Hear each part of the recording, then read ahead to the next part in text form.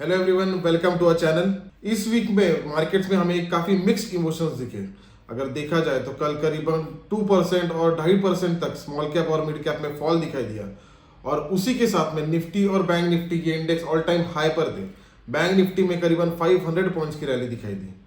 तो ये ऐसे सिचुएशंस क्यों थे, इसके क्या क्या रीजंस हो सकते हैं, इन सारी चीज़ों को हम डिस्कस करेंगे। और इसी के साथ में जो एक्सटर्नल फैक्टर्स है, जो भी ग्लोबल क्यूज चल रहे हैं जिसका इम्पैक्ट इंडियन मार्केट्स पर हो सकता है, उन सारी चीज़ों पर भी हम ध्यान रखेंगे।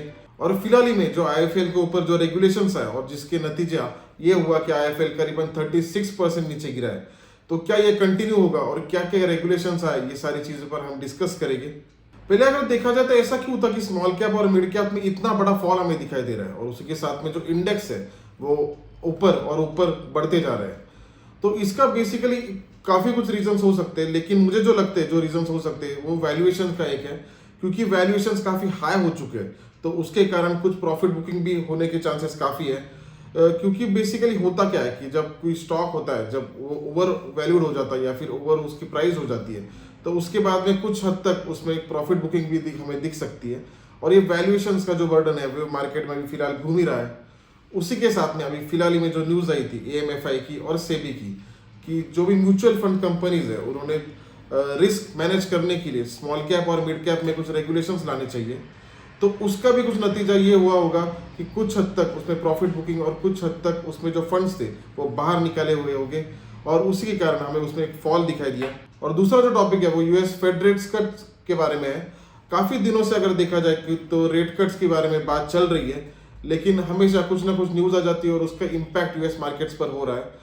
कल वापस जो फेड के चेयरमैन थे पावेल, तो उन्होंने ये कहा था कि हम रेट कट्स के बारे में पॉजिटिव है, लेकिन हम तभी रेट कट्स करेंगे इस साल में कि जब हमें लगेगा कि 2% का जो हमारा गोल है इन्फ्लेशन का वो अगर अचीव हो रहा होगा, तभी हम इन्फ्लेशन में रेट कट्स चालू करना शुरू कर देंगे। तो करीबन इस न्यूज़ को मार्केट ने पॉजिटिवली देखा कि एटलीस्ट ये तो दिख रहा है कि जो चेयरमैन पावेल साहब जो है तो वो रेट कट्स को लेकर पॉजिटिव है और इस साल में रेट कट्स होने की जो पॉसिबिलिटीज है वो बढ़ चुकी है। हाँ, लेकिन उसी के साथ में उन्होंने ये भी कहा है कि 2% जो इन्फ्लेशन उनका गोल है वो अगर पॉसिबल हमें दिखता होगा तो ही हम इसमें रेट कट्स करने की पॉसिबिलिटी आगे नजर आएगी। करीबन इस न्यूज के बाद जो यूएस यील्ड थे, यूएस यील्ड काफी नीचे गिर गया और यूएस मार्केट्स में एक अच्छी राइज हमें दिखाई दी। और उसी के पहले यूएस मार्केट्स में हमेशा एक बहुत बड़ा फॉल हमें दिखाई दिया था, क्योंकि उसका रीजन ये था कि इंटरेस्ट रेट्स को कट करना ऐसे लग रहा था कि शायद जल्द ना हो और उसको टाइम लग सकता है।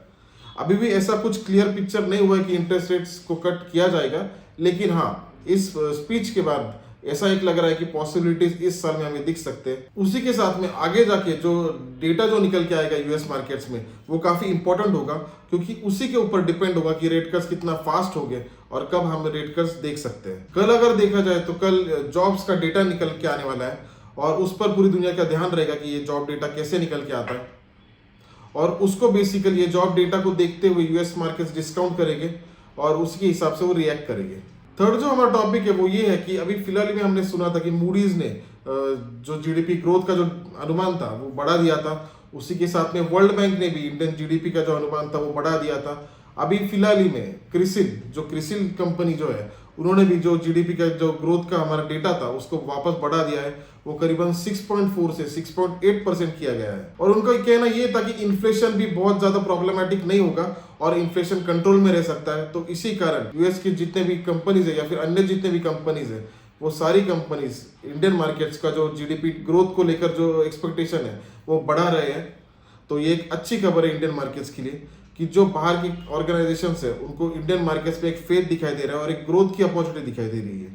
फोर्थ जो टॉपिक है हमारा वो आईएफएल को लेकर है। अभी आईएफएल में अभी फिलहाल में न्यूज आई थी कि गोल्ड लोन्स लेने पर उनको बैन किया है।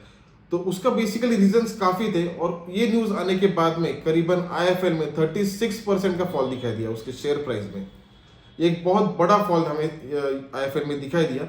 लेकिन क्या ये जो फॉल था ये सही था या फिर क्या ये जो प्रॉब्लम है एक्चुअली इतनी बड़ी है, तो इन चीज़ों का हम डिस्कस करेंगे। बेसिकली ये जो बैन जो किया गया है इसके रीजंस काफ़ी थे। उसमें से दो जो मेजर रीजंस थे वो ये थे कि नेट वेट जो गोल्ड का था जिस टाइम पर उसको सैंक्शन किया जाता था, मतलब अगर कोई कस्टमर है जब वो गोल्ड लेकर जाता था और तभी उसका जो नेट वेट गोल्ड का हुआ करता था उसमें, और जब वो सेम गोल्ड ऑक्शन में जाता था मतलब अगर मान लीजिए कि किसी कस्टमर ने अगर गोल्ड को जमा किया है आईएफएल के पास में, और उसका तब अगर जो वेट हमें दिखाई दे रहा है, अगर उसने रीपेमेंट में कुछ दिक्कतें होती है तो फिर वो गोल्ड को ऑक्शन किया जाता है अन्य मार्केट्स में। तो तभी इशू के प्राइस में जो वेट था उसमें काफी डिफरेंस थे। तो इसके कारण ये एक मेजर रीजन था कि उन्होंने एक बैन किया है। और दूसरा जो एक रीजन था वो ये था कि उनका कहना ये था कि जो ट्रांसपेरेंसी जो है, इन्होंने सही तरीके से कस्टमर से ट्रांसपेरेंसी रखा नहीं है, जो भी ये चार्जेस कस्टमर पे लगाते हैं उसके बारे में। तो ये दो मेजर रीजंस हमें बताए गए थे। लेकिन क्या ये गोल्ड लोन का जो सेक्टर था वो इतना इंपॉर्टेंट है? तो अगर देखा जाए तो गोल्ड लोन आईएफएल को पूरा 32% जो रेवेन्यू आता है वो 32% गोल्ड लोन से आता है। तो ऑलमोस्ट 1/3 ऑफ द बिजनेस जो है आईएफएल का वो गोल्ड लोन से आता है। तो उसी के कारण इसका इतना बड़ा इंपैक्ट गिरा कि आईएफएल में हमें काफी बड़ा एक हमें फॉल भी दिखाई दिया। पर आईएफएल का कहना यह था कि ये जो सारे प्रॉब्लम्स है, ये सारे ऑपरेशनल प्रॉब्लम्स है, हमें कुछ भी कई तरीके से हम बड़े प्रॉब्लम में नहीं फंसे, ये ऑपरेशनल प्रॉब्लम्स है और इसको हम सॉर्ट कर सकते हैं। क्योंकि जो भी ये दिक्कतें होती थी, जो भी नेटवेट ये हुआ करता था, वो जो सारे जो ब्रांचेस पर हुआ करता था, तो इस चीज को हम सॉल्व कर सकते हैं। और अगर वो सॉल्व ना भी हो तो अगर देखा जाए तो आईएफएल में जो लॉस होना था वो अभी हो चुका है। 32% उसका शेयर था गोल्ड लोन का, और करीबन 32% से 35% जो शेयर प्राइस है वो भी नीचे गिर चुकी है। तो मुझे ऐसे लगता है कि जितना लॉस होना चाहिए था वो हो चुका है। तो इसके आगे मुझे नहीं लगता कि और ये कंटिन्यू हो सकता है। अभी इन सारी चीजों के साथ में अभी ये लॉन्ग वीकेंड आने वाला है, कम से कम फ्राइडे को भी छुट्टी और फ्राइडे से लेकर संडे तक छुट्टी रहेगी। तो इसके बीच में जो भी कुछ अपडेट्स आएंगे उसको हम डिस्कस करेंगे।